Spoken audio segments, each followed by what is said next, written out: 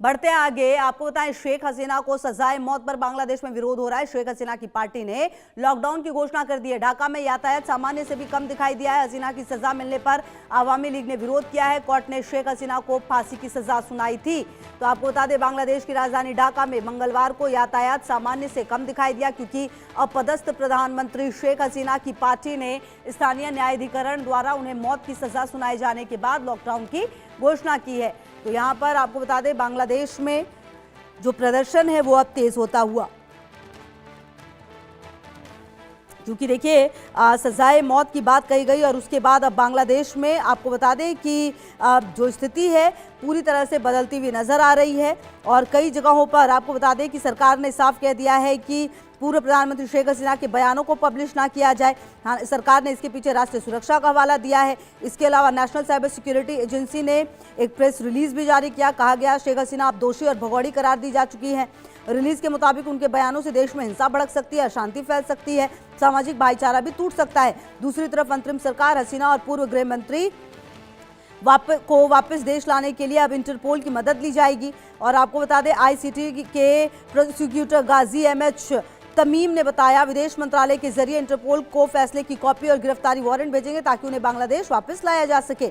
आपको बता दें, बांग्लादेश की पूर्व प्रधानमंत्री शेख हसीना को मौत की सजा के खिलाफ उनकी बैन हो चुकी पार्टी आवामी लीग ने देश भर में बंद बुलाया है। आवामी लीग ने ढाका की इंटरनेशनल क्राइम ट्रिब्यूनल्स के फैसले को पूरी तरह खारिज कर दिया है। पार्टी ने अंतरिम सरकार के मुखिया मोहम्मद यूनुस और मंत्रियों से तुरंत इस्तीफे की मांग की है। इसके अलावा आपको बता दें कि काफ़ी आरोप भी लगाए गए हैं और आईसीटी ने हत्या के लिए उकसाने और हत्या का आदेश देने के लिए मौत की सजा शेख हसीना को दी है। आईसीटी ने उन्हें 5 मामलों में आरोपी बनाया था, बाकी मामलों में उन्हें उम्र कैद की सजा दी गई है। ट्रिब्यूनल ने शेख हसीना को जुलाई 2024 के छात्र आंदोलन के दौरान हुई हत्याओं का मास्टरमाइंड बताया। वहीं दूसरे आरोपी पूर्व गृह मंत्री को भी हत्याओं का दोषी माना और फांसी की सजा सुनाई। सजा का ऐलान होते ही कोर्टरूम में लोगों ने तालियां बजाई थी, अगर आपको याद हो। और जो तीसरे आरोपी हैं पूर्व आईजीपी अब्दुल्ला अल ममून को 5 साल की जेल की सजा सुनाई गई है। ममून हिरासत में सरकारी गवाह बन चुके हैं। और इसके अलावा कोर्ट ने आपको बता दें कि शेख हसीना और पूर्व गृह मंत्री की प्रॉपर्टी जब्त करने के आदेश दिए हैं। फैसले के बाद बांग्लादेश के अंतरिम पीएम मोहम्मद यूनुस ने भारत से हसीना को डिपोर्ट करने की भी मांग की। और इस बीच हसीना की सजा मिलने पर जो आवामी लीग है वो विरोध कर रही है। और रैनिक दत्ता हमारे सहयोगी, ज्यादा जानकारी के लिए इसी खबर पर हमारे साथ। रैनिक, देखिए बांग्लादेश में जो कुछ भी हो रहा है वो बहुत अप्रत्याशित नहीं है, क्योंकि इसकी संभावना तो थी कि चाहे कुछ भी हो, फैसला पक्ष में हो या विपक्ष में हो, ये स्थिति तो देखने को मिलती। फिलहाल क्या सिचुएशन है और जो बांग्लादेश की पार्टी है उनका विरोध चल रहा है, दूसरी तरफ अब सरकार शेख हसीना को और पूर्व गृह मंत्री को अपने देश में बुलाने के लिए क्या कुछ कर सकती है?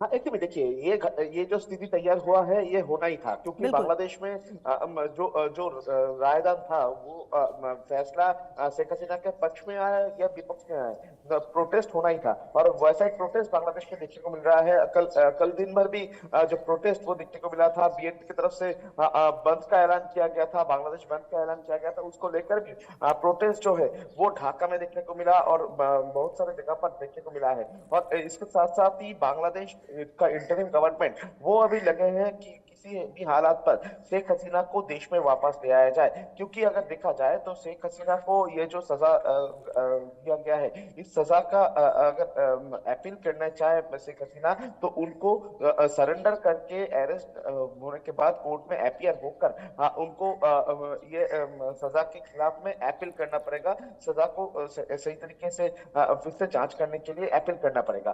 तो ये एक ग्राउंड तैयार किया गया है। दूसरी तरफ अगर देखा जाए तो इंटरिम गवर्नमेंट की तरफ से जो नोटिफिकेशन जारी किया गया है उसमें भी भारत के पास अपील किया गया है कि शेख हसीना को देश में वापस वो लोग लौटा दिया जाए। मगर दूसरी तरफ जैसे कि सूत्रों के हवाले से खबर मिल रहा है कि अभी इंटरनेशनल कोर्ट में भी जाने का जो डिसीजन वो मोहम्मद यूनुस ले सकते हैं शेख हसीना के मामले पर, क्योंकि शेख हसीना भारत में है। और दूसरी तरफ भारत की तरफ से इस बारे में कोई बयान या कोई बातचीत मोहम्मद मोहम्मद यूनिस के तरफ साथ नहीं किया जा रहा है। तो इसी सिचुएशन को देखते हुए इंटरिम गवर्नमेंट की तरफ से शेख हसीना का ये मामले को इंटरनेशनल कोर्ट में भी ले जा सकते हैं मोहम्मद यूनिस। यानी बांग्लादेश में शेख हसीना का ऊपर जो प्रेशर क्रिएट करने का सिचुएशन वो अभी देखने को मिल रहा है। मगर दूसरी तरफ अगर देखा जाए तो इस पूरा मामले को लेकर शेख हसीना का बयान भी सामने आया है। शेख हसीना की तरफ से स्पष्ट किया गया है कि बांग्लादेश के इंटरिम गवर्नमेंट की तरफ से जो कार्रवाई किया गया है, जो फैसला सुनाया गया है, उस फैसला में किसी भी तरीके से पार्टिसिपेट नहीं करना चाह रहे हैं शेख हसीना। शेख हसीना का कहना है कि ये जो इंटरिम गवर्नमेंट इनका साजिश है और इस साजिश में ये कोर्ट को तैयार करके इस कोर्ट में एक बायस्ड जो डिसीजन कोर्ट की तरफ से दिया गया है, ऐसा शेख हसीना की तरफ से बयान में बताया गया है। दूसरी तरफ शेख हसीना की तरफ से और भी डायरेक्टली चार्ज किया गया है मोहम्मद यूनिस को, और मोहम्मद यूनिस को टारगेट करते हुए शेख हसीना ने कहा है कि फांसी का जो सजा है वो सजा मोहम्मद यूनिस को देना चाहिए, शेख हसीना को नहीं। इस तरीके का बयान भी सामने आया। यानी एक तरफ मोहम्मद यूनिस और इंटरिम गवर्नमेंट जो है वो एकदम लगे हुए हैं कि शेख हसीना किसी भी हाल पर बांग्लादेश से वापस ले आया जाए, भारत में ले आया जाए। मगर दूसरी तरफ अगर देखा जाए तो शेख हसीना भी इसके लिए पूरा प्रिपेयर्ड है कि वो रोकेंगे। जी बिल्कुल। और रैनिक का कहीं ना कहीं ये भी देखना होगा कि आने वाले समय में बांग्लादेश में क्या ये स्थिति जो है वो यूं ही कंटिन्यू होगी, या फिर यूनुस सरकार की तरफ से क्या कदम उठाए जा सकते हैं, और किस तरीके से पार्टी जो बांग्लादेश में शेख हसीना की है वो तैयार है इसके लिए। रैनिक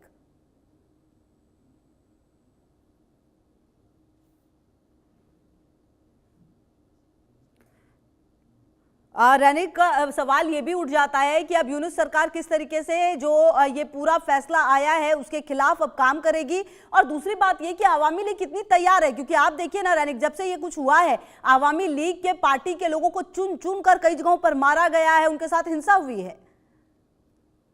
हाँ, एक दिन देखिए, इंटरिम गवर्नमेंट फॉर्म होने के बाद आवामी लीग का जो पार्टी मेंबर्स है, जो एमपीज है, जो भी आवामी लीग का करीबी है, उनके ऊपर टारगेट लगातार किया गया है। अगर देखा जाए तो आवामी लीग जब से सत्ते से छूटा है, जब से इंटरिम गवर्नमेंट फॉर्म हुआ है, तब से सिर्फ शेख हसीना नहीं, शेख हसीना के साथ साथ आवामी लीग का जो सपोर्टर्स है उनको चुन चुनकर उनके खिलाफ में कार्रवाई किया गया है, उनको गिरफ्तार किया गया है, उनको पीटा गया है, उनके ऊपर अत्याचार किया गया है, उनका घर तोड़फोड़ किया गया है, घर में आग लगाया गया है। इस तरीके का बहुत सारे घटना सामने आए हैं। यानी इस बात से स्पष्ट हो रहा है कि मोहम्मद यूनिस जो है ये आवामी लीग को टारगेट कर रहे हैं। क्योंकि अभी अगर देखा जाए तो इलेक्शन के टाइम में मोहम्मद यूनिस की तरफ से ऐलान किया गया है कि बांग्लादेश का इलेक्शन में आवामी लीग जो है वो पार्टिसिपेट नहीं कर पाएंगे और आवामी लीग को बैन किया जाएगा। ऐसा फैसला भी मोहम्मद यूनिस की तरफ से लिया गया है।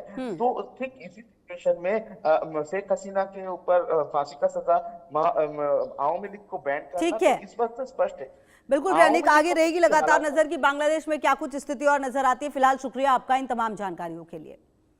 बढ़ते हैं आगे। नूह में स्टेज पर गिरा कर डांसर की पिटाई हुई है। दूल्हे के